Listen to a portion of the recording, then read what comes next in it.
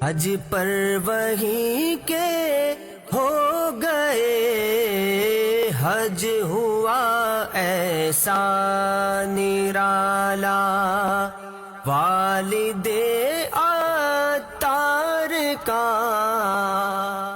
میں مبلغ بنوں سنتوں کا، خوب چرچا کروں سنتوں کا، ہو کرم بہر خاک مدینہ۔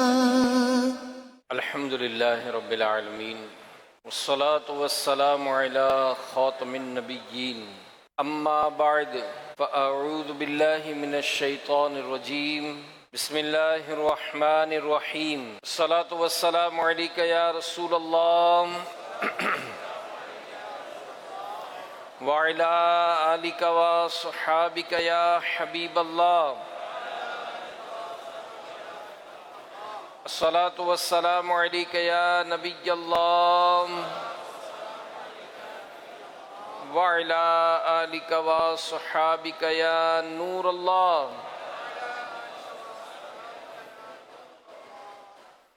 اللہ پاک کے پیارے اور آخری نبی مکی مدنی محمد عربی صلی اللہ علیہ وآلہ وسلم کا مبارک فرمان ہے،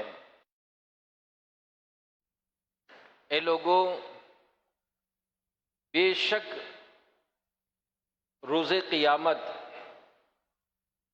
اس کی دہشتوں اور حساب کتاب سے جلد نجات پانے والا شخص وہ ہوگا جس نے دنیا میں مجھ پر بکثرت درود پاک پڑھے ہوں گے۔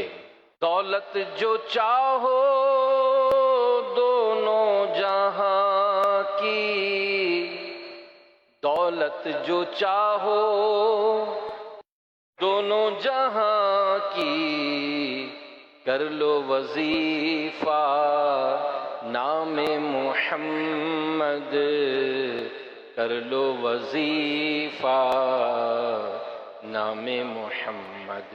صلو علی الحبیب صلی اللہ علی محمد وعلی آلہ وصحبہ وبارک وسلم۔ صلاۃ و سلام علیک یا سیدی یا رسول اللہ۔ حضرت سعید بن مسیب رضی اللہ عنہ یہ تابعی بزرگ ہیں، یعنی آپ نے صحابہ کرام علیہم رضوان کی صحبت، ان کی زیارت سعید بن مسیب نے کی ہے، اس لیے یہ تابعی کہلاتے ہیں۔ بہت نیک، عبادت گزار اور ولی کامل تھے۔ حضرت علی بن زید رحمۃ اللہ علیہ فرماتے ہیں کہ ایک دن میں حضرت سعید بن مسیب رحمۃ اللہ علیہ کی خدمت میں حاضر تھا۔ آپ نے ایک شخص کی طرف اشارہ کرتے ہوئے کہا کہ اے علی بن زید، اس شخص کا چہرہ تو دیکھو۔ میں نے آگے بڑھ کر دیکھا تو اس شخص کا چہرہ بالکل کالا سیاہ یہ تھا۔ آپ رحمت اللہ علیہ نے یہ چہرہ کالا کیوں ہوا اس کا سبب بیان کرتے ہوئے فرمایا کہ یہ شخص مسلمانوں کے تیسرے اور چوتھے خلیفہ حضرت عثمان و علی رضی اللہ عنہما کی گستاخی کرتا تھا۔ میں نے اسے منع کیا مگر یہ باز نہ آیا۔ پھر میں نے دعا کی کہ یا اللہ پاک، اس بدبخت کی گستاخی تجھے ناراض کرتی ہے تو مجھے اس میں کوئی نشانی دکھا۔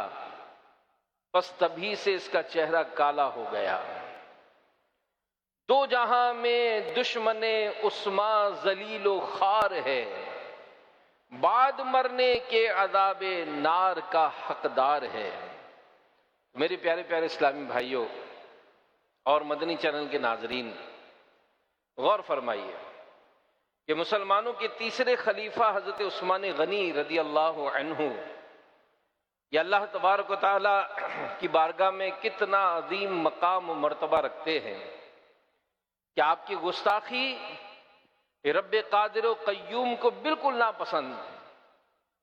یہ ضروری نہیں کہ گستاخ عثمان کی دنیاوی سزا سب پر ظاہر ہو، البتہ یہ طے ہے کہ جو حضرت عثمان غنی رضی اللہ عنہ کا یا کسی بھی صحابی رضی اللہ عنہ کا گستاخ ہے، بغیر توبہ کیے مرے تو اس حال میں مرتا ہے کہ اللہ پاک اسے سخت آخرت میں عذاب کا مستحق قرار دیتا ہے، آخرت میں سخت عذاب ہوگا اس کو۔ تو میرے پیارے پیارے اسلامی بھائیوں، غور سے سنیے، اور خاص کر ہم ان لوگوں کی صحبت سے بھی بچیں، ان لوگوں کے ویڈیو کلپس دیکھنے سے بچیں، ان لوگوں کی ایسی تحریرات پڑھنے سے بچیں کہ جن کے اندر ان مبارک ہستیوں کی عظمت و شان کے خلاف کوئی باتیں ہوتی ہیں۔ آج سوشل میڈیا ہے، جس کی جو مرضی آتی ہے وہ کہتا ہے، جو مرضی آتی ہے آگے بڑھا دیتا ہے۔ تو ہم صحابہ کے عشق رکھنے والے ہیں، ہم اولیاء کرام سے الحمدللہ محبت کرنے والے ہیں، ہم انبیاء کرام کی عقیدت کرنے والے ہیں، ہم پیارے نبی صلی اللہ علیہ وآلہ وسلم سے محبت کرنے والے ہیں۔ لہذا محبت، الفت، مروت کا تقاضا یہی ہے کہ جن سے عقیدت ہو، جن سے محبت ہو، جن سے پیار ہو، جن سے عشق ہو، ان کے خلاف بات نہ سنیں گے، نہ دیکھیں گے، نہ کہیں گے۔ کہ محبوب کے خلاف کوئی بات، دیکھنے سے آنکھیں اندھی ہو جاتی ہیں، سننے سے کان بہرے ہو جاتے ہیں، بولنے سے زبان گنگی ہو جاتی ہے۔ تو بہرحال حضرت حسن رحمت اللہ علیہ سے روایت ہے کہ رسول ذیشان مکی مدنی سلطان صلی اللہ علیہ وآلہ وسلم نے فرمایا، جو دنیا سے اس حال میں گیا کہ وہ اگلوں یا مثلا صحابہ کرام علیہم رضوان اور تابعین کرام رحمت اللہ علیہم کو برا کہتا ہو تو اللہ پاک اس پر ایک جانور مسلط کر دے گا جو اس کا گوشت نوچے گا اور وہ اس کی تکلیف قیامت تک محسوس کرے گا۔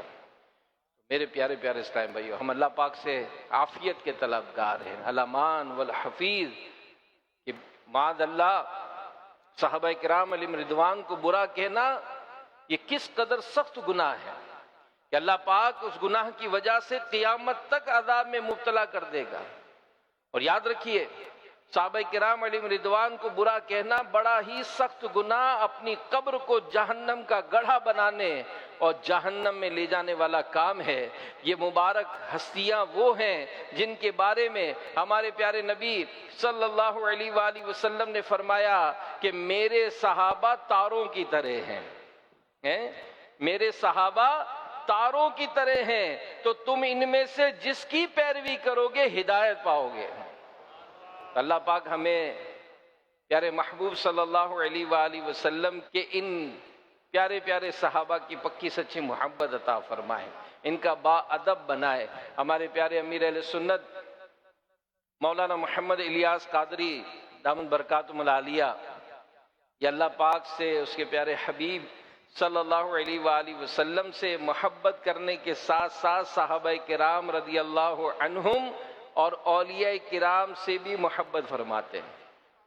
اپنے مجموعہ کلام وسائل بخشش یا امیر اہل سنت کے کلام کی ایک بک ہے جو مکتبۃ المدینہ سے ملتی ہے، اور دعوت اسلامی کی ویب سائٹ کے ذریعے آپ مفت میں اس کو ڈاؤن لوڈ کر سکتے ہیں۔ تو اس میں مسلمانوں کی تیسرے خلیفہ حضرت عثمان غنی ذو النورین رضی اللہ عنہ کی شان بیان کرتے ہوئے لکھتے ہیں کہ خدا بھی اور نبی بھی خود علی بھی اس سے ہیں ناراض، خدا بھی اور نبی بھی خود علی بھی اس سے ہیں ناراض، عدو ان کا اٹھائے گا قیامت میں پریشانی، عداوت اور کینہ ان سے جو رکھتا ہے سینے میں وہی بدبخت ہے، ملعون ہے، مردود شیطانی، ہم ان کی یاد کی دھومیں مچائیں گے قیامت تک۔ الحمدللہ، ہم ان کی یاد کی دھومیں مچائیں گے قیامت تک، پڑے ہو جائیں گے جل کر خاک سب اعدائے عثمانی۔ کہ میرے پیارے نبی صلی اللہ علیہ وآلہ وسلم کے داماد حضرت عثمان غنی رضی اللہ عنہ سے دشمنی رکھنے والوں سے اللہ پاک، اس کے حبیب صلی اللہ علیہ وآلہ وسلم اور حضرت علی رضی اللہ عنہ سب ہی ناراض و بیزار ہیں۔ ایسا لعنتی شخص قیامت والے دن بہت پریشانی اٹھائے گا۔ حضرت عثمان غنی رضی اللہ عنہ سے دشمنی رکھنے والے یہ بدبخت ہیں، شیطان کے چیلے ہیں، چاہے ان کے دشمن جل کر خاک ہوتے رہیں، لیکن انشاءاللہ الکریم ہم عاشقان صحابہ و اہل بیت قیامت تک ان کے ذکر خیر کے ڈنکے بجاتے جائیں گے کہ ہر صحابی نبی، ہر صحابی نبی جنتی جنتی، سب صحابیات بھی جنتی جنتی۔ اللہ پاک ہمیں صحابہ و اہل بیت رضی اللہ عنہم کی سچی محبت نصیب فرمائے، ان پاک ہستیوں کی گستاخی اور بے ادبی سے محفوظ فرمائے، اور کاش عشق مصطفیٰ، محبت آل مصطفیٰ، محبت صحابہ و اولیاء میں جینا، اسی محبت کے ساتھ قبر میں اترنا، پھر اسی محبت کے ساتھ قیامت کے دن اٹھنا نصیب فرمائے۔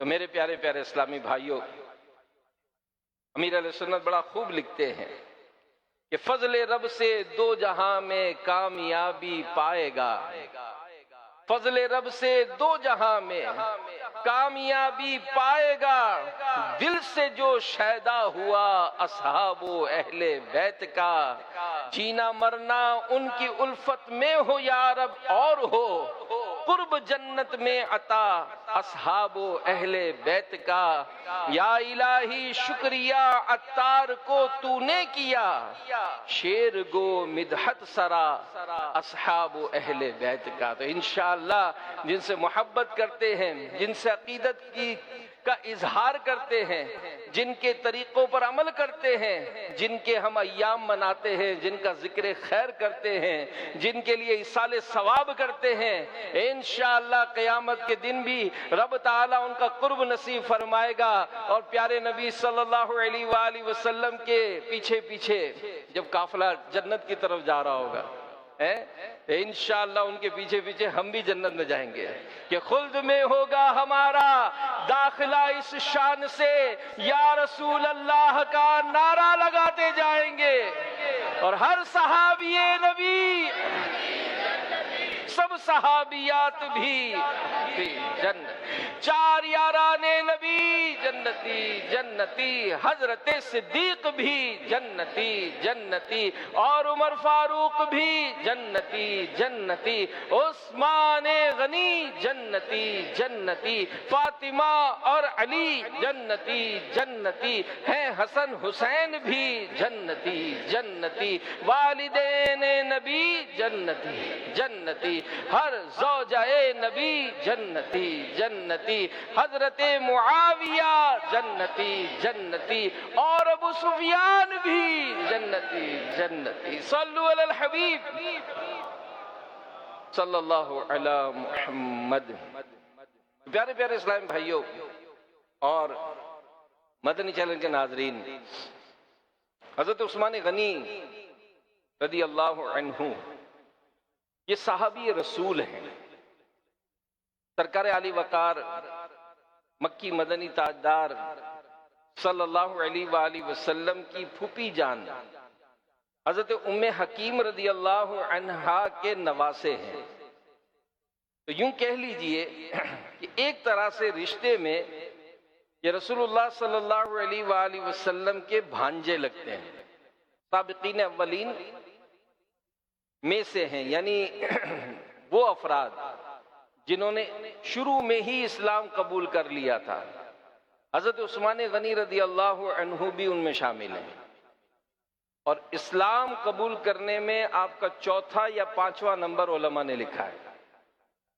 عشرہ مبشرہ میں سے، یعنی وہ 10 صحابہ کہ جن کو نبی پاک صلی اللہ علیہ وآلہ وسلم نے دنیا میں ہی جنت کی بشارت عطا فرمائی، عثمان غنی ان 10 میں بھی شامل ہیں۔ اور رسول اللہ صلی اللہ علیہ وآلہ وسلم یہ عثمان غنی رضی اللہ عنہ سے کتنی محبت کرتے تھے کہ آپ نے ایک ایک کر کے اپنی 2 شہزادیاں، 2 بیٹیاں حضرت عثمان غنی رضی اللہ عنہ کے نکاح میں دی۔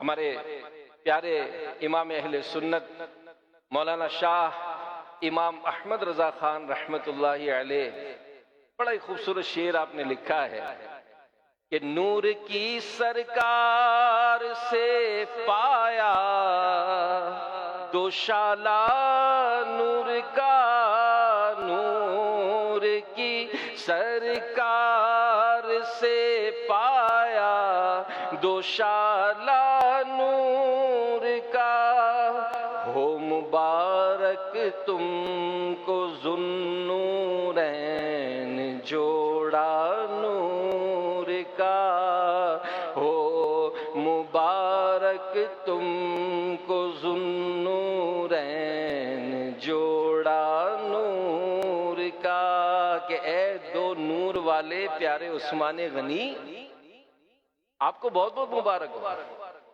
کہ آپ کو پیارے آقا مکی مدنی مصطفیٰ صلی اللہ علیہ وآلہ وسلم کی دو صاحبزادیوں سے نکاح کرنے کا شرف حاصل ہوا ہے۔ اب دیکھیں حدیث میں کتنی آپ کے متعلق بڑی اہم بات لکھی ہے۔ حدیث میں اللہ کے پیارے نبی صلی اللہ علیہ وآلہ وسلم نے فرمایا کہ اللہ پاک نے مجھے وحی فرمائی کہ میں اپنی دو بیٹیوں کا نکاح عثمان سے کروں۔ ایک حدیث میں فرمایا اگر میری 100 بیٹیاں ہوتی ان میں سے ایک کی وفات ہوتی تو میں دوسری عثمان کے نکاح میں دیتا، اس کا انتقال ہوتا تو میں تیسری عثمان کے نکاح میں دیتا، یہاں تک کہ اپنی 100 کی 100 شہزادیاں ایک ایک کر کے عثمان کے نکاح میں دے دیتا۔ سبحان اللہ۔ مولا کائنات حضرت مولا علی مشکل کشا رضی اللہ عنہ سے حضرت عثمان غنی رضی اللہ عنہ کے بارے میں سوال ہوا۔ اچھا یہ سب حدیثوں کی کتابوں میں لکھا ہے، آپ پڑھیں علماء اہل سنت نے کتابیں لکھی ہیں کہ روایتوں میں موجود ہے یہ۔ مولا علی رضی اللہ عنہ سے عثمان غنی رضی اللہ عنہ کے بارے میں سوال ہوا تو فرمایا کہ عثمان وہ ہیں کہ انہیں فرشتے ذوالنورین کہتے ہیں، رسول اللہ صلی اللہ علیہ وآلہ وسلم کے داماد ہیں، پیارے آقا مکی مدنی مصطفیٰ صلی اللہ علیہ وآلہ وسلم نے انہیں جنت کی خوشخبری دی ہے۔ نبی کے نور دو لے کر وہ ذوالنورین کہلائے، انہیں حاصل ہوئی یوں قربت محبوب رحمانی۔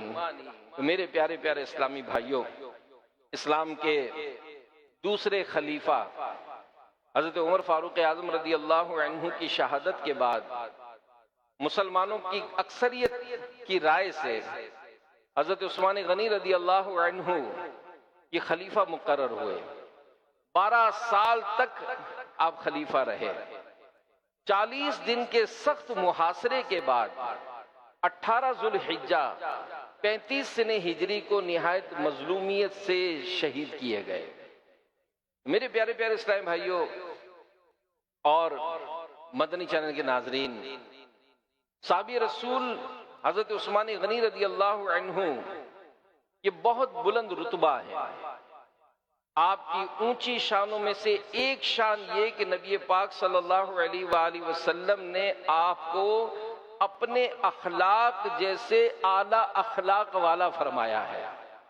جی ہاں، صحابی رسول حضرت ابو ہریرہ رضی اللہ عنہ سے روایت ہے، شہزادی مصطفیٰ حضرت رقیہ رضی اللہ عنہا جو حضرت عثمان غنی رضی اللہ عنہ کی زوجہ محترمہ ہیں، ایک دن پیارے نبی صلی اللہ علیہ وآلہ وسلم ان کے گھر تشریف لے گئے۔ پیارے نبی صلی اللہ علیہ وآلہ وسلم نے اپنی شہزادی سے فرمایا، بیٹی تم نے ابو عبداللہ یعنی عثمان غنی کو کیسا پایا؟ عرض کیا وہ بہترین آدمی ہیں۔ فرمایا بیٹی عثمان کی عزت کیا کرو، بے شک وہ اخلاق میں مجھ سے بہت مشابہت رکھنے والے صحابی ہیں۔ اللہ اکبر۔ تو یہ حدیث کے تحت علماء نے جو اس کی تفسیر لکھی ہے کہ اس سے دو باتیں سیکھنے کو ملتی ہیں۔ پہلی بات تو یہ کہ پیارے نبی صلی اللہ علیہ وآلہ وسلم نے اپنی بیٹی کو شوہر کی عزت سکھائی۔ فرمایا بیٹی اپنے شوہر یعنی عثمان غنی کی عزت کیا کرو۔ تو اس سے پتا چلا کہ جو بیٹیوں والے ہیں اور بیٹیاں اللہ پاک کے کرم سے اپنے گھروں کی ہو چکی ہیں تو انہیں چاہیے کہ اپنی بیٹیوں کو شوہر کی عزت کرنا سکھائیں۔ انہیں تلقین کریں، انہیں شوہر کی اہمیت اور فضیلت بتایا کریں کہ اسلام میں شوہر کے کتنے حقوق رکھے گئے ہیں۔ رسول اللہ صلی اللہ علیہ وآلہ وسلم نے فرمایا عورت پر سب آدمیوں سے زیادہ حق اس کے شوہر کا ہے اور مرد پر اس کی ماں کا۔ ایک اور روایت میں فرمایا اگر میں کسی کو حکم کرتا کہ غیر خدا کو سجدہ کرے تو حکم دیتا کہ عورت اپنے شوہر کو سجدہ کرے۔ قسم اس کی جس کے قبضے میں محمد صلی اللہ علیہ وآلہ وسلم کی جان ہے، عورت اپنے پروردگار کا حق ادا نہ کرے گی جب تک شوہر کے کل حق ادا نہ کرے۔ اور ایک اور روایت میں فرمایا عورت ایمان کی لذت نہ پائے گی جب تک حق کے شوہر ادا نہ کرے۔ یہ اندازہ کرے اس سے اس کی اہمیت پتہ چلتی ہے، یہ شوہر کے کتنے اہم حقوق ہیں۔ اور گھروں میں جو حالات ہوتے ہیں، ذرا سا خلاف مزاج کوئی بات ہوتی ہے، وہ الگ بات ہے کہ شوہر کو اس موقع پر کیا کرنا ہے، اس کی بھی تربیت ہے۔ اگر شوہر کو بھی اگر کوئی ایسا معاملہ سامنا کرنا پڑتا ہے تو اس کو اس معاملے میں کیسے اٹیمپٹ کرنا ہے، یہ ایک الگ موضوع ہے۔ لیکن یہاں چونکہ اس بات کے تحت جو لکھا ہے کہ باپ یا ماں گھر کے جو بڑے ہیں یہ اپنی بیٹی کو اپنے شوہر کی عزت کرنا سکھائیں، اور آج کل یہ حالات نہیں ہے۔ نتیجہ کیا ہے؟ نتیجہ یہ ہے کہ طلاق ہو رہی ہے، گھر ٹوٹ رہے ہیں، کوئی ناراضی ہو گئی، ناراض ہو کر بیٹی اپنے گھر آ گئی تو بجائے اس کے کہ اس کو نصیحت کریں کہ بیٹا وہی تیرا گھر ہے، وہی پر تجھے اپنا گھر بسانا ہے، آج کل اس طرح کا ذہن نہیں ہوتا ہے۔ ذرا سا خلاف مزاج بات ہوتی، خود امیر علیہ سنت فرماتے ہیں کہ جن دنوں میں مجھے ڈائریکٹ کال آتی تھی، کوئی ایسی فیملی ہوگی جن سے بہت ہی قریبی تعلق تھا، تو کہا کہ ان سے جب بات ہو رہی تھی تو میں سمجھا رہا تھا کہ گھر کو آباد کرے، تو پیچھے عورت اس کی ماں کی آواز آ رہی تھی، نہیں نہیں کہہ دے مجھے نہیں جانا۔ تو ایسے میں کیسے گھر چلے گا؟ ایسے میں گھر کیسے چلے گا؟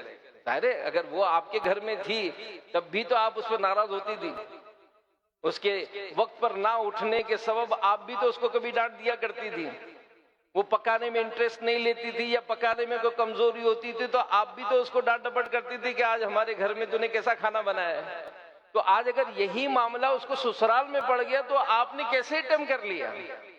تو نتیجہ یہ ہے کہ اس طرح دوریاں بڑھتی ہیں۔ بیٹی آتی ہے تو فوراً اس کو اس کے سسرال کی باتیں پوچھی جاتی، اب ذہن ہوتا نہیں ہے غیبتوں سے بچنے کا، نہ امیر علیہ سنت کی پیاری پیاری کتابیں پڑھنے کا، نہ مدنی مذاکرے دیکھنے کا ذہن بنتا ہے۔ تو نتیجہ کیا ہوتا ہے کہ وہ غیبتوں کا سلسلہ شروع ہو جاتا ہے۔ وہ اپنی ساس کی برائیاں کرتی ہے، کبھی نندوں کی برائیاں کرے گی، کبھی شوہر کے متعلق کمزور باتیں کرے گی۔ تو ان وجوہات کی بنا پر خاندان کے خاندان تباہ ہو رہے ہیں، خاندان کے خاندان تباہ ہو رہے ہیں۔ اب ظاہر ہے اگر رشتہ داروں میں رشتہ ہوا ہے اور یہ رشتہ اگر خدا نہ خواستہ ٹوٹ گیا تو خالی اس رشتے سے فرق تھوڑی پڑے گا۔ اگر وہ سگی بہن کے گھر پر تھی تو کیا خیال ہے کہ بھائی بہن کے رشتے میں فرق نہیں آئے گا؟ اب جہاں میاں بیوی کا رشتہ ٹوٹا تو وہیں بھائی اور بہن کا رشتہ بھی ٹوٹ جاتا ہے، وہ ایک دوسرے سے تعلق ختم کر دیتے ہیں۔ بہرحال بچوں کا مستقبل یہ الگ تباہ ہو رہا ہے، تو ہمیں سمجھنا چاہیے، بالخصوص جو بیٹیوں کے والدین ہیں انہیں پیارے نبی صلی اللہ علیہ وآلہ وسلم کے اس مبارک انداز سے سبق لینا چاہیے۔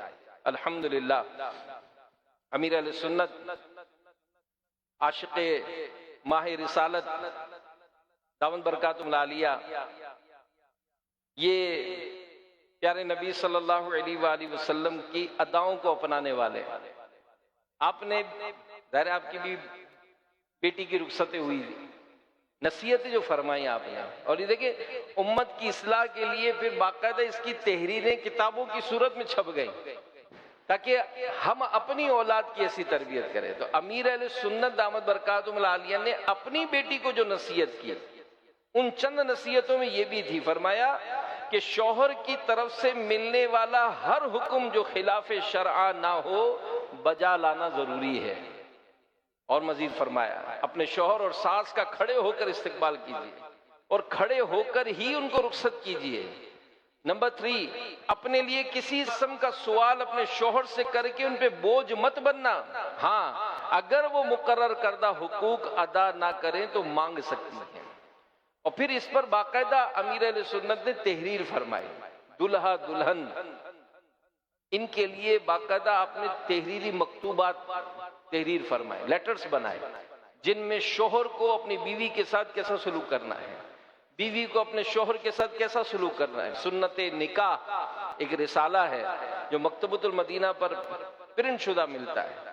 اگر کسی لڑکی کی شادی ہو رہی ہے تو اس کو بھی ہدایت دی گئی ہے کہ اس کو اپنے گھر کیسے آباد رکھنا ہے۔ اسی طرح جو لڑکا ہے اس کو بھی نصیحت کی ہے آپ نے کہ آپ کو آنے والی جو آپ کی وائف ہے، زوجہ ہے، اس کے ساتھ آپ کو کیسا سلوک کرنا ہے۔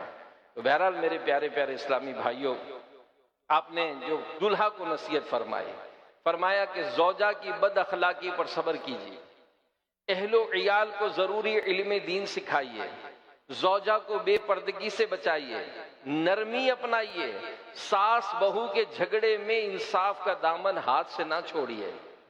دلہن کو نصیحت کرتے ہوئے فرمایا کہ ساس نند سے کسی صورت نہ بگاڑیے، ساس کو اپنی ماں تصور کیجئے، کسی قسم کی بدسلوکی پر صبر کے ساتھ حکمت عملی سے اس کا حل کیجئے، نرمی اپنائیے، کسی کا غصہ بچوں پر مت نکالیے، سسرال والوں کے حق میں دعا سے غفلت مت کیجئے، شرعی پردے کا اہتمام کیجئے، خاموشی کی عادت بنائیے۔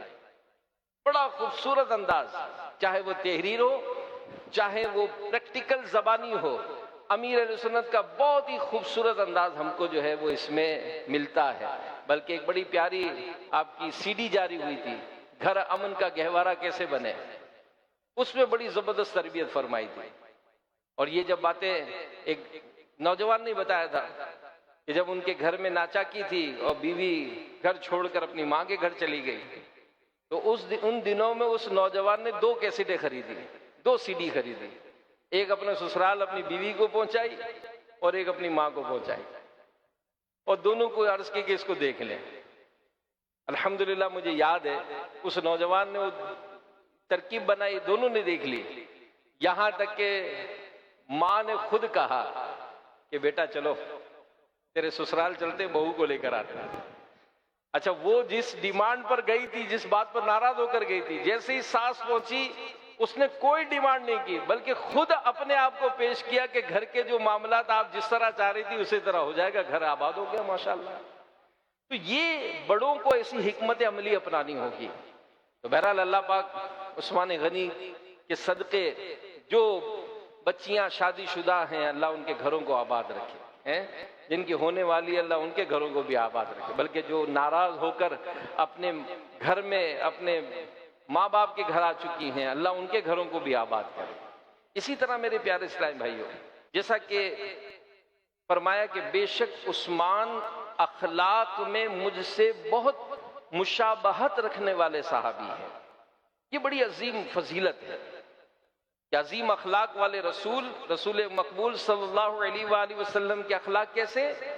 اللہ پاک نے فرمایا وَإِنَّكَ لَعَلَىٰ خُلُقٍ عَظِيمٍ، کہ بے شک تم یقیناً عظیم اخلاق پر ہو۔ تو یہ عظیم اخلاق جو رب کریم نے اپنے محبوب نبی رسول ہاشمی صلی اللہ علیہ وآلہ وسلم کو عطا فرمائے، عثمان غنی رضی اللہ عنہ ان پاکیزہ اخلاق سے بہت بڑا حصہ پانے والے صحابی ہیں۔ تو میرے پیارے پیارے اسلام بھائی، اللہ پاک عثمان غنی کہ ان اخلاق کریمہ کا صدقہ ہمیں بھی نصیب فرمائے۔ یہ کیسے پاکیزہ اور پیارے اخلاق والے تھے؟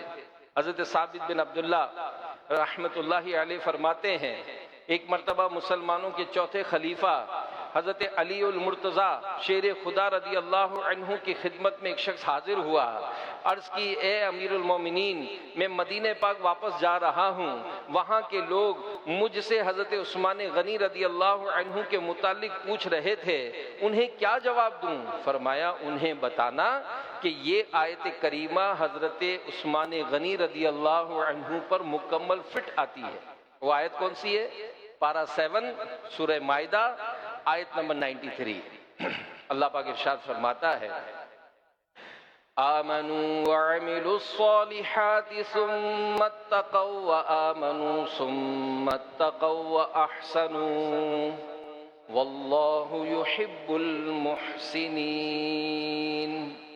آسان ترجمہ قرآن کنز العرفان۔ ایمان رکھیں اور اچھے عمل کریں پھر ڈریں، اور ایمان رکھیں پھر ڈریں، اور نیکیاں کریں، اور اللہ نیکی کرنے والوں سے محبت فرماتا ہے۔ یعنی اے سوال کرنے والے، جب تم مدینے پہنچو تو وہاں والوں کو بتانا کہ عثمان وہ عظیم الشان ہیں جنہوں نے ایمان قبول کیا، نیک اعمال کیے، ساری زندگی ایمان پر ثابت قدم رہے، ساری زندگی تقوی اپنائے رہے، اللہ پاک سے ڈرتے رہے، اور آپ ایسے نیکوکار ہیں کہ جن سے رب تعالیٰ خود محبت فرماتا ہے۔ بہرحال میرے پیارے پیارے اسلامی بھائیوں، معلوم ہوا کہ عثمان غنی رضی اللہ عنہ ایمان اور تقوی پر ہمیشہ ثابت قدم رہنے والے خوش نصیب ہیں۔ کتابوں میں لکھا ہے کہ جب حضرت عثمان غنی رضی اللہ عنہ نے ایمان قبول کیا، اور جیسا کہ شروع میں بیان ہوا کہ آپ اولین یعنی چوتھے یا پانچویں نمبر پہ تھے جنہوں نے اسلام قبول کیا، تو آپ کے چچا حکم بن ابی عاص نے آپ کو رسیوں کے ساتھ باندھ دیا اور کہا کہ جب تک تم اسلام سے پھر نہیں جاؤ گے میں تمہیں ہرگز نہیں کھولوں گا۔ استغفر اللہ۔ سارا دن یوں تکلیف پہنچاتا رہتا تھا، مگر عثمان غنی رضی اللہ عنہ کی زبان پاک پر صرف ایک ہی بات تھی کہ خدا کی قسم اس پاکیزہ دین کو کبھی نہیں چھوڑوں گا۔ آخر وہی ہوا، حق جیت گیا، باطل ہار گیا۔ حکم بن ابی عاص نے جب حضرت عثمان غنی رضی اللہ عنہ کی ایمان پر استقامت دیکھی تو ہتھیار ڈالنے پڑے اور بالآخر قید سے آزاد کر دیا۔ تو یہ دین پر استقامت، تکلیف آئی، آزمائش آئی، سختیاں ہوئیں، لیکن انتہائی پختہ ہو کر آپ ایمان پر استقامت رہے۔ انتہائی پختہ ترین ایمان ہونا یہ ہمارے آقا و مولا صلی اللہ علیہ وآلہ وسلم کا پیارا وصف ہے۔ دنیا میں کوئی ایسا نہ ہے، نہ تھا، نہ کبھی ہوگا جس کا ایمان جان ایمان مکی مدنی سلطان صلی اللہ علیہ وآلہ وسلم جیسا ہو، اور الحمدللہ عثمان غنی رضی اللہ عنہ کو پیارے نبی صلی اللہ علیہ وآلہ وسلم کے اس پاکیزہ وصف کا فیضان نصیب ہوا تھا۔ تو کاش ہمیں بھی دین پر، اسلام پر استقامت ملے، کاش اپنے ایمان کی حفاظت کی سوچ حقیقی معنوں میں نصیب ہو جائے۔ یقین مانیں، یعنی بعض اوقات دنیاوی لحاظ سے کسی کے سینے میں تکلیف ہو گئی، کسی کو کچھ ایسا پیٹ کا مرض ہو گیا، کسی کے سر میں کوئی تکلیف ہو گئی، اب اس نے اگر کوئی چیک اپ کرایا اور ڈاکٹر نے کہا کہ جناب اس طرح سے آپ کو ان باتوں سے بچنا ہے، آپ یقین مانیں اور خود ہمارے اوپر جب آتی ہے تو احساس ہوتا ہے کہ ان سب چیزوں سے بچتے ہیں، کیونکہ ظاہر ہے ان سے نہیں بچیں گے تو بیمار پڑ جائیں گے، جان چلی جائے گی۔ اور یہی ہو سکتا ہے کہ دنیا کا کوئی بھی مرض جو ہے وہ زیادہ سے زیادہ اگر بڑھے گا تو کیا نقصان کرے گا؟ وہ ہماری جان ہی لے سکتا ہے، لیکن جن باتوں سے ایمان کمزور ہوتا ہے، جن باتوں سے ایمان چھن جاتا ہے، چلا جاتا ہے، آج ان سے ہم بچ نہیں پاتے۔ علماء نے صاف صاف لکھے ہیں کتابوں میں کہ گانوں میں کفریہ اشعار بکے جا رہے ہیں، اور آج مسلمان کہلانے والا بدقسمتی سے ان گانوں کو سن رہا ہے، اس پر جھوم رہا ہے، اس پر مطلب ڈانس کر رہا ہے، اس کو گنگنا رہا ہے، اور اس کو پتہ ہی نہیں ہے کہ ان الفاظ کو گنگنا کر، بول کر وہ اپنے ایمان کو ضائع کر رہا ہے۔ ان سے بچنے کی سوچ ہی نہیں۔ حالانکہ اگر کفریہ کلمات نہ بھی ہوں تب بھی گانے باجے سننا سنانا یہ شیطانی کام ہے، اور اس کا اتنا سخت عذاب ہے کہ برداشت نہ ہو سکے گا۔ اللہ کے پیارے نبی صلی اللہ علیہ وآلہ وسلم نے فرمایا جو گانے سنتا ہے روز قیامت اس کے کان میں پگھلا ہوا سیسا ڈالا جائے گا۔ علمان بسا اوقات مصیبت آتی ہے، پریشانی آتی ہے، جوان موت ہو جائے، اچانک حادثہ ہو جائے، لوگ شکوے شکایتیں کرتے ہیں، اور بعض نادان اس موقع پر بھی کفریہ کلمات بک دیتے ہیں جو انسان کو دائرہ اسلام سے خارج کر دیتا ہے۔ اور بعض اوقات ایسے غیر مسلموں کے مذہبی تہوار ہوتے ہیں کہ اس میں مسلمان کہلانے والا شامل ہو جاتا ہے. کوئی دنیاوی مفاد لالچ ہوتا ہے اس کے پیش نظر، پیسے کی ہرس ہوتی ہے، اس چکر میں معاذ اللہ وہ اپنے ایمان برباد کر دیتا ہے. اس کو اس بات کا احساس نہیں ہوتا کہ اس طرح کے معاملات کرنے سے رب تعالیٰ ناراض ہو جائے گا، اور وہ خوف خدا کی کمی کے باعث وہ اپنے آپ کو داؤ پہ لگا دیتا ہے، اور یوں غیر مسلموں کی صحبت کی وجہ سے ان کے مذہبی تہواروں میں شریک ہو کر بعض اوقات ایمان کا سودا کر چکے ہوتے ہیں. تو بہرحال یہ ایمان لٹ جانے کے ایسے بہت سے اسباب علماء نے بیان کی. تو ایمان پر ثابت قدم رہنا اور ایمان کے چھن جانے کا خوف رکھنا یہ بہت ضروری ہے، اور اس کے لیے اللہ پاک سلامت رکھے امیر اہل سنت کو کفریہ کلمات کے بارے میں سوال جواب یہ کتاب لکھ دی ہے. اس کتاب کو ایک دفعہ پڑھیں، اس کی مثالوں پر غور کریں. امیر اہل سنت نے باقاعدہ مثالیں لکھی ہیں اس میں کہ کس کس طرح سے الفاظ نکلتے ہیں بندہ ایمان سے خارج ہو جاتا ہے. اللہ پاک ہمیں یہ کتاب پڑھنے کی اور اس پر عمل کرنے کی بھی توفیق عطا فرمائے. کتاب خرید نہیں سکتے تو دعوت اسلامی کی ویب سائٹ سے ڈاؤن لوڈ کر لیں، موبائل میں رکھ لیں، روزانہ کے 25-30 صفحے پڑھ لیں، انشاءاللہ ایک آدھ مہینے میں کتاب پوری ہو جائے گی، بہت سارا علم حاصل ہو جائے گا. اللہ پاک ہمیں عمل کی توفیق عطا فرمائے. اسی طرح عثمان غنی رضی اللہ عنہ کے پیارے پیارے اخلاق میں ایک پیارا خلق حیا بھی ہے، اور یہ امیر اہل سنت کی بڑی خوبصورت تعلیم ہے کہ جب بھی کسی بزرگ کا دن منایا جائے تو ان کی سیرت کو پڑھا جائے. اور یہ سیرت کا ایک پہلو ہے جس پر آج ہم یہ بیان سن رہے ہیں کہ عثمان غنی رضی اللہ تعالیٰ عنہ حیادار تھے، اور آپ امت میں سب سے بڑے حیادار ہیں. جی ہاں، حدیث پاک میں ہے حیا ایمان سے ہے، اور عثمان رضی اللہ عنہ میری امت میں سب سے بڑھ کر حیا کرنے والے ہیں. بلکہ دعا کی جاتی ہے کہ یا الہی دے ہمیں بھی دولت شرم و حیا، یا الہی دے ہمیں بھی دولت شرم و حیا، حضرت عثمان غنی با حیا کے واسطے. اللہ پاک ان کے صدقے ہمیں بھی حیا نصیب فرمائے. مسلمانوں کی پیاری امی جان حضرت عائشہ صدیقہ طیبہ طاہرہ رضی اللہ عنہا فرماتی ہیں ایک مرتبہ اللہ کے پیارے نبی صلی اللہ علیہ وآلہ وسلم تشریف فرما تھے، آپ کی پنڈلی مبارک سے کپڑا ہٹا ہوا تھا.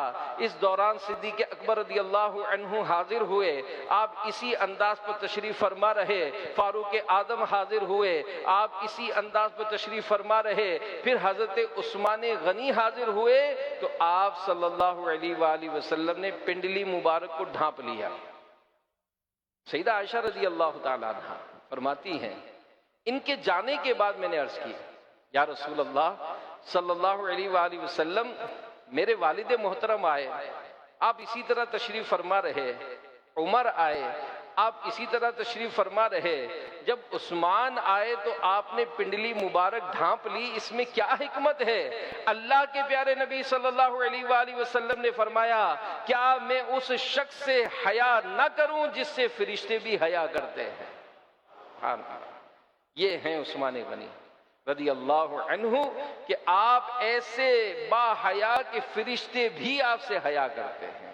تو یا الہی دے ہمیں بھی دولت شرم و حیا، یا الہی دے ہمیں بھی دولت شرم و حیا، حضرت عثمان غنی با حیا کے واسطے آمین. تو مسلمانوں کے تیسرے خلیفہ حضرت عثمان غنی رضی اللہ عنہ فرماتے ہیں بھلائی 4 چیزوں میں ہے. نمبر 1 نوافل پڑھ کر اللہ پاک سے اظہار محبت کرنے میں. نمبر 2 اللہ پاک کے احکام پر صبر سے کام لینے میں. نمبر 3 اللہ پاک کی تقدیر پر راضی رہنے میں. اور نمبر 4 اللہ پاک دیکھ رہا ہے اس لیے اس سے حیا کرنے میں. ابن ماجہ کی حدیث میں ہے بے شک ہر دین کا خلق ہے اور اسلام کا خلق حیا ہے. یعنی ہر امت کی کوئی نہ کوئی خاص خصلت و عادت ہوتی ہے جو دیگر خصلتوں پر غالب ہو جاتی ہے، اور اسلام کی وہ خصلت حیا ہے۔ حیا کی نشو و نما میں ماحول اور تربیت کا یہ بہت عمل دخل ہے۔ حیادار ماحول، اس کی صورت میں حیا کو خوب نکھار ملتا ہے، جبکہ بے حیا لوگوں کی صحبت یہ دل اور نگاہ کی پاکیزگی چھین کر اس کو بے شرم کر دیتی ہے۔ بندہ بے شمار غیر اخلاقی اور ناجائز کاموں میں مبتلا ہو جاتا ہے۔ اسی لیے حیا ہی تو تھی جو برائی اور گناہوں سے روکتی تھی، بلکہ یہاں تک فرمایا کہ جس میں حیا نہیں اس کو جو جی چاہے کرے، جس میں حیا نہیں اس کا جو جی چاہے کرے۔ یہ بڑا عجیب معاملہ ہے کہ لوگوں سے شرما کر ان کی یعنی بدنامی کے خوف سے تو بندہ جو ہے وہ برائیوں سے بچ جاتا ہے، لیکن بعض اوقات جب اکیلے ہوتے ہیں، یوں بظاہر کوئی نہیں دیکھ رہا ہوتا، اس وقت اپنے آپ کو بے حیائی کے معاملات سے نہیں بچا پاتے، اور گناہوں بھرے کام کرنے میں ہمیں شرم محسوس نہیں ہوتی۔ اب ظاہر ہے یہ بھی ایک الگ سے موضوع ہے پورا۔ اللہ پاک امیر علیہ سنت کو سلامت رکھے، با حیا نوجوان، یعنی یہ سمجھنے کہ یہ اگر بیماری ہے تو اس کا علاج ہے، بیماری ہے، حیا بڑھانا چاہتے، بے حیائی کے معاملات میں پڑ گئے، ٹھیک ہے، آئیے با حیا نوجوان رسالہ لیں، تسلی سے پڑھیں، بار بار پڑھیں، چیک کریں کون کون سی ایسی عادتیں یا ایسے معاملات ہیں جس میں مبتلا ہوں۔ امیر اہل سنت نہ صرف اس کو ہائی لائٹ کرتے ہیں، بس اس کو بچنے کا وظیفہ بھی بیان کرتے ہیں، اس کا طریقہ بھی بیان کرتے ہیں۔ اللہ پاک ہمیں عمل کی توفیق عطا فرمائے۔ یا الہی دے ہمیں بھی دولت شرم و حیا، حضرت عثمان غنی با حیا کے واسطے، آمین۔ صلو علی الحبیب صلی اللہ علی محمد۔ ایک مرتبہ حضرت عثمان غنی رضی اللہ عنہ یہ بیمار ہو گئے۔ اللہ کے پیارے نبی صلی اللہ علیہ وآلہ وسلم صحابہ کرام علیہم رضوان کے ہمراہ ان کی تیمارداری کے لیے تشریف لائے۔ دیکھا حضرت عثمان غنی رضی اللہ عنہ چہرہ زمین کی طرف کیے ہوئے لیٹے ہوئے ہیں۔ نبی پاک صلی اللہ علیہ وآلہ وسلم نے فرمایا عثمان کیا ہوا؟ اپنا سر کیوں نہیں اٹھاتے؟ عرض کی یا رسول اللہ صلی اللہ علیہ وآلہ وسلم مجھے اللہ پاک سے حیا آتی ہے۔ نبی پاک صلی اللہ علیہ وآلہ وسلم نے فرمایا کیوں حیا آتی ہے؟ عرض کیا یا رسول اللہ صلی اللہ علیہ وآلہ وسلم میں ڈرتا ہوں کہ کہیں میرا رب کریم مجھ سے ناراض نہ ہو گیا ہو۔ اللہ اکبر۔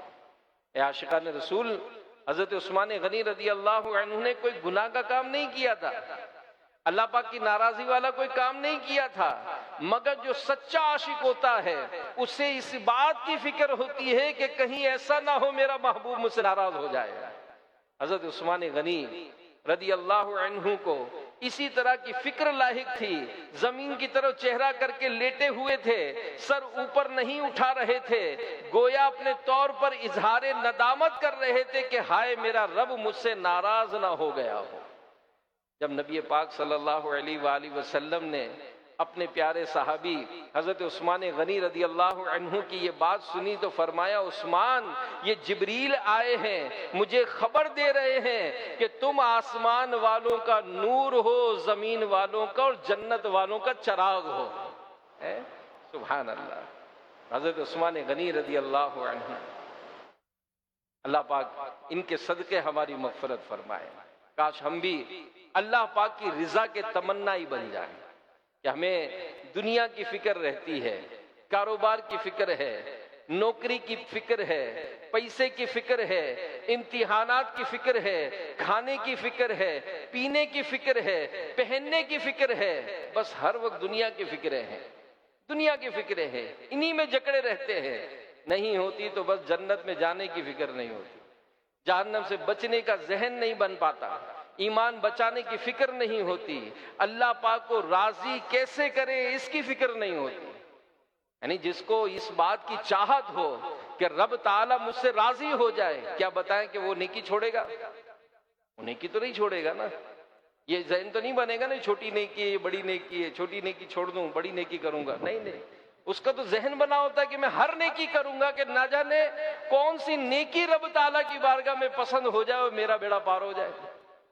جو رب تعالیٰ کی رضا کا خواہش مند ہو، بتائیں کیا وہ گناہ میں مبتلا ہوگا کہ یار یہ چھوٹا سا گناہ نہیں یہ، نہ اس کو اس بات کا ڈر ہے کہ کہیں نہ ایسا نہ ہو کہ چھوٹا سا گناہ یہ رب تعالیٰ کی ناراضگی کا سبب نہ بن جائے۔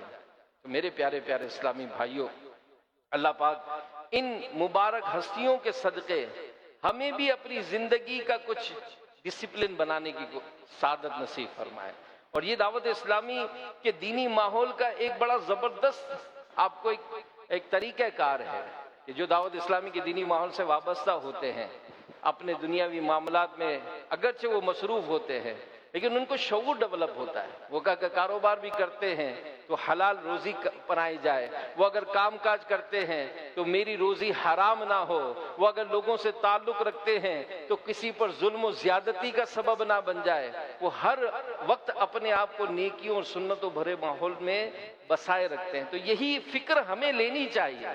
مدنی چینل کے ناظرین کو بھی دعوت دوں گا کہ آپ بھی اگر دعوت اسلامی کی اس مدنی چینل کی برکتیں پاتے تو اپنی زندگی کو اس میں اپنانے کی کوشش کریں۔ الحمدللہ امیر اہل سنت نے زندگی گزارنے کے لیے ہمیں 72 نیک اعمال دیے، جی ہاں، اس کے مطابق اپنی زندگی گزاریں، روزانہ جائزہ لیں کہ بھئی ہماری جو موجودہ کیفیت ہے، آج کا دن جو میں نے گزارا ہے، اس دن گزارے میں میری کیا کیفیت کیا ہے، نمازوں کا کیا حساب کتاب رہا، سنتیں ادا کرنے میں کیا حساب کتاب رہا، اوراد و وظائف، ذکر و اذکار، درود پاک پڑھنے کے میرے کیا معاملات رہے، قرآن کی تلاوت کی یا نہیں کی۔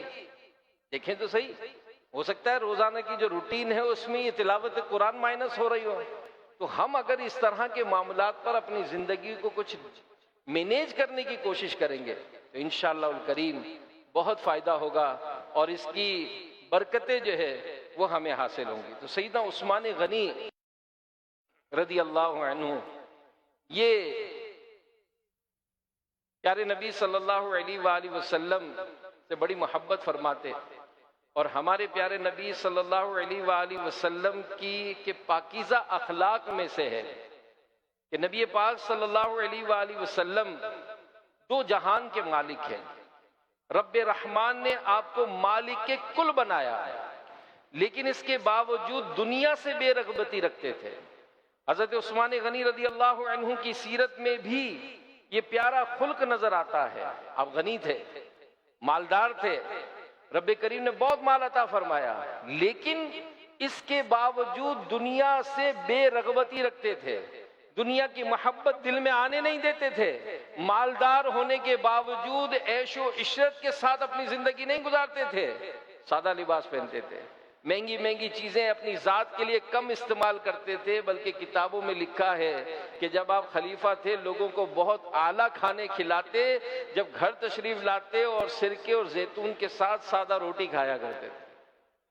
تو بہرحال میرے پیارے پیارے اسلامی بھائیوں، بڑی یہ نرالی ادا ہے، بڑی نرالی بات ہے کہ بندہ مالدار ہو، بڑا کاروبار ہو، ہزاروں لاکھوں میں آمدنی ہو، اور اس کے باوجود بندہ زندگی سادہ گزارے، مالدار ہونے کے باوجود دنیا کی محبت دل میں نہ آنے دے، یہ کمال کی بات ہے۔ اور اگر ہم جائزہ لیتے ہیں تو معاملہ الٹ نظر آتا ہے، لوگ اپنے لیے بہترین سے بہترین چیزیں خریدتے ہیں، اعلیٰ سے اعلیٰ کھانے کھاتے ہیں، اور جب غریبوں کو دینے کی بات آتی ہے تو سستی چیز ترکھا دیتے ہیں۔ بلکہ یہاں تک کہ اگر جمعہ پڑھنے گئے اور امام صاحب نے اعلان کیا کہ وہ بجلی کے بل زیادہ آ گئے، کچھ تعاون کریں، تو ہم نے بھی جیب میں ہاتھ ڈال دیا کہ چلو یار آج 100 روپے دے ڈالو مسجد میں۔ تو امیر سنت دل میں چوٹ لگانے کے لیے کہ 100 روپے کا جو نوٹ بھی ہم نکالتے ہیں نا، تو اس میں بھی جو مریل نوٹ ہوتا ہے نا وہ دیتے ہیں، کڑک نوٹ پھر بھی سنبھال کے رکھتے ہیں۔ حالانکہ کڑک نوٹ یہ 105 روپے کا نہیں ہوتا ہے، مریل نوٹ یہ 90 روپے کا نہیں ہو جاتا ہے، لیکن یہ مال کی محبت کا ایسا بھی اظہار جو ہے وہ ہم کر جاتے ہیں۔ تو میرے پیارے پیارے اسلام بھائیوں، سیرت عثمان غنی میں جب سخاوت کا معاملہ آتا ہے، کیا عظیم الشان آپ کے واقعات ہیں۔ عثمان غنی کی سیرت کے زبردست واقعات ہم کو کتابوں میں ملتے ہیں کہ جب آپ کی سخاوت اور آپ کے جو معاملات جو علماء نے بیان کیے، تو بہرحال اللہ پاک ہمیں سیدی عثمان غنی رضی اللہ عنہ کی سخاوت سے بھی حصہ نصیب فرمائے۔ حضرت عمران بن عبداللہ رحمت اللہ علیہ فرماتے ہیں ایک مرتبہ عثمان غنی رضی اللہ عنہ صبح کے وقت مسجد میں تشریف لائے، وہی دروازہ جس سے آپ روزانہ مسجد میں داخل ہوتے تھے، اس روز بھی اسی دروازے سے داخل ہوئے۔ دروازہ کھولتے وقت آپ کو محسوس ہوا کہ پیچھے کوئی ہے، کسی سے فرمایا دیکھو یہاں کیا ہے؟ دو چار لوگ اٹھے، دیکھا تو وہیں ایک آدمی چھپا ہوا تھا، ہاتھ میں ننگی تلوار تھی، اسے حضرت عثمان غنی رضی اللہ عنہ کی خدمت میں پیش کیا گیا۔ آپ نے پوچھا تم کیا چاہتے ہو؟ بولا میں آپ کو قتل کرنا چاہتا ہوں۔ فرمایا کس لیے؟ کہنے لگا آپ نے یمن میں جس شخص کو گورنر بنایا ہے اس نے مجھ پر ظلم کیا ہے، آپ ہی کا مقرر کیا ہوا ہے، لہذا آپ پر غصہ ہے۔ آپ نے پیار سے فرمایا تمہیں تو چاہیے تھا کہ اس گورنر کی شکایت مجھے لگاتے، اگر میں انصاف نہ کرتا تو مجھ پر غصہ کرتے، تم نے پہلے ہی قتل کا ارادہ کر لیا۔ پھر آپ نے ارد گرد موجود لوگوں سے پوچھا تم کیا کہتے ہو، اس شخص کے ساتھ مجھے کیا کرنا چاہیے؟ سب نے عرض کیا امیر المومنین یہ آپ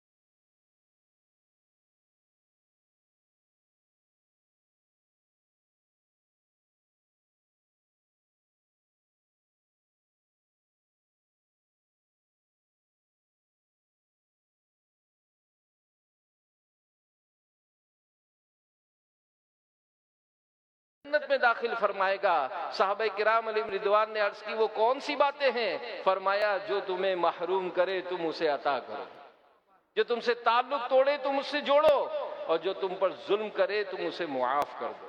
بہرحال میرے پیارے پیارے اسلامی بھائیوں، خاص وصف جو آپ کا تھا وہ قرآن سے محبت تھی، قرآن پڑھنے والے، یہاں تک کہ سیرت میں لکھا ہے کہ روزانہ رات میں پورا قرآن پڑھ لیا کرتے تھے۔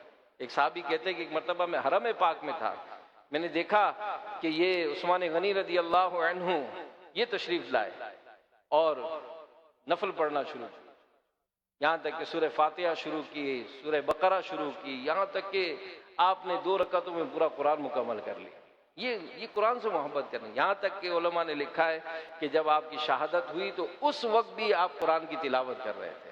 18 ذوالحجہ یہ یوم عثمان غنی ہے، اس دن اپنے گھروں میں، اپنے دفتروں میں ایصال ثواب کا اہتمام کیا، ایصال ثواب کا، ان کے لیے کچھ نہ کچھ تحفہ پیش کریں۔ تو ہم چھوٹے لوگ ہم کیا دیں گے، لیکن یہ اصول ہوتا ہے کہ جب چھوٹا آدمی بھی کسی بڑے آدمی کو تحفہ دیتا ہے تو چھوٹا جو ہے وہ اپنی حیثیت سے دیتا ہے، بڑی اپنی عطا کے لائق دیتا ہے۔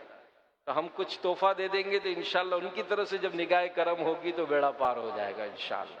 تو کرامات عثمان غنی یہ امیر اہل سنت کا بڑا خوبصورت رسالہ ہے، اسے بھی حاصل کیجئے، مطالعہ کیجئے، اس کو عام کیجئے۔ اللہ پاک ہمیں عمل کرنے کی توفیق عطا فرمائے۔ میں مبلغ بنوں سنتوں کا،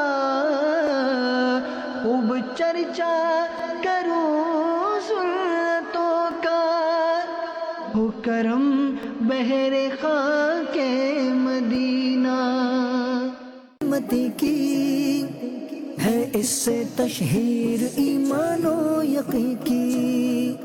مدنی چینل، مدنی چینل، مدنی چینل، مدنی چینل، مدنی چینل، مدنی چینل، جو دور